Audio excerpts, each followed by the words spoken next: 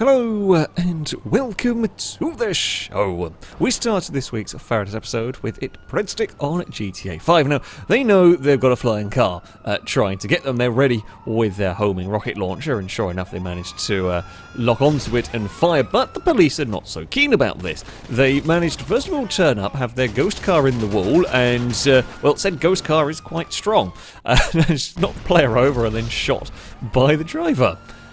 Yeah, ghost police are better than the FailRace police department. Sticking with GTA 5 next, the player has to take down a target vehicle. Okay, all very well and good. They're chasing this 350Z style that manages to crash off the back of a van, fall into a ditch, and then ping itself across the map and explode.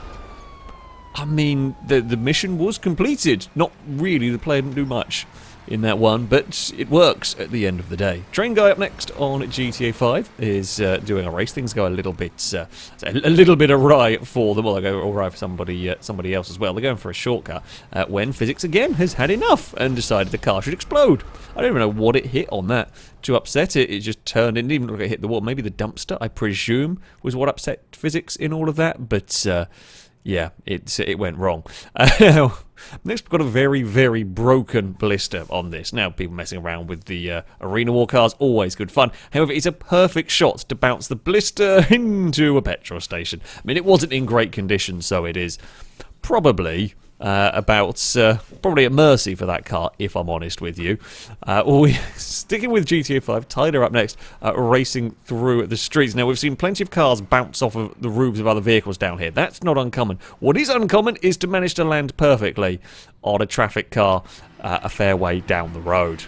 That is some good going. USS Vagrant is up next on Mafia 3, and we're actually continuing the theme of car hats in this one, because, well, we have quite a lot of them going on. This time we've got two Corvettes having a battle, and the player car tried to push the AI off the bridge. It didn't work, and instead it's just going to try and climb over. I mean, there is a way to go for a literal overtake, but didn't quite work.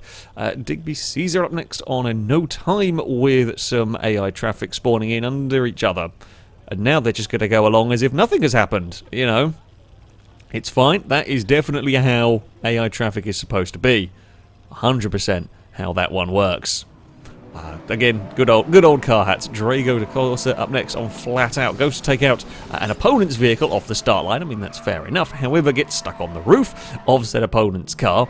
Well, you're going to lose a lot of time like this as they spin around. The cars do get separated, but that was not the plan, I don't think, there. That's definitely not the best way to go about it. We move next on to Horizon 5 with Quitex Fox. Now, this is more of the way to go about sort of car hats. Now, this cross-country circuit has and can cause plenty of problems, mostly on this humongous jump. The thing is, though, if you land on another vehicle, you might get flung forward and not lose too much time. You couldn't really do that on better if you tried. We've got another Aston Martin, actually. Comic Atomic up next is taking a shortcut across some fields at rather high speed. They don't see a building and, sure enough, crash into it. I mean, you know, there's a lot of speed, very difficult to see. Understandable. However, they've hit it so hard the Aston Martin's got stuck. I don't actually know what it's got stuck on because the front's not wedged into the building completely. It must be like the splitter or something. It's just got caught. It does eventually get released, but yeah, building did not want to let go. Claymore Dragon is up next with the AIs getting themselves into trouble. Yes, even old games can have AIs going for a tumble in all of this one. Yeah, these sprint cars are wacky things at the best of times to go racing with. But yeah, AI vehicle kind of chucked it up the inside, got it wrong, pings off another vehicle, but it's enough to go for a roll. Always good to know. Old games would let this sort of thing happen. Yeah, it's hit the door, falls over, and we go for a second very, very slow roll. But importantly, it does come back down onto its wheels, loses a bunch of time, and as any good race car does, can carry on after going for a couple of tumbles. Kelvin Toller is up next on rFactor 2.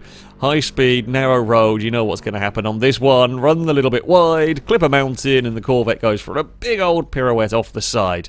However, another one that luckily, very fortunately, lands on the wheels and can kind of carry on. A Crash Dip is up next on War Thunder.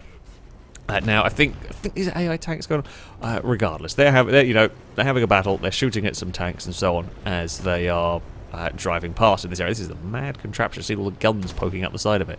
Either way, there's a vehicle in front of them. The first shot doesn't stop it, so they go for a boop. I mean, it stopped it. I'm not sure that's what happens if two tanks bump into each other. I don't think that's how it should go, but wonderful physics. Still guns up next on F1 2021 with a different sort of problem at Silverstone. Red Bull went to try and overtake a Mercedes. Did not work. They backed out of it. Second Red Bull got into trouble, and now everyone else has got into trouble. Two of the AlphaTauris, the Alpines got involved, and something punts the Red Bull out of the way as well. I mean... It's a real mess. Okay, so the overtake's not really on. Red Bull backs out of it. The second one clonks the side of it and spins. Okay, sure, fair enough. It's stuck in the middle of the road. The Alpine doesn't have time to avoid it. Again, also not a surprise. Don't know why the AlphaTauri is so wide through there, clatters in and goes out. The second one's also going really wide, clatters in and goes out. Then the Red Bull that's off the circuit gets hit by the Aston Martin. The Aston Martin's into trouble anyway. The Ferrari's out wide also. They both lose wings. I think the McLaren gets away with it. Yeah. That was a really, really big mess. And most of the crashes happened with the cars well off the circuit. There we go. That is going to be it for this video.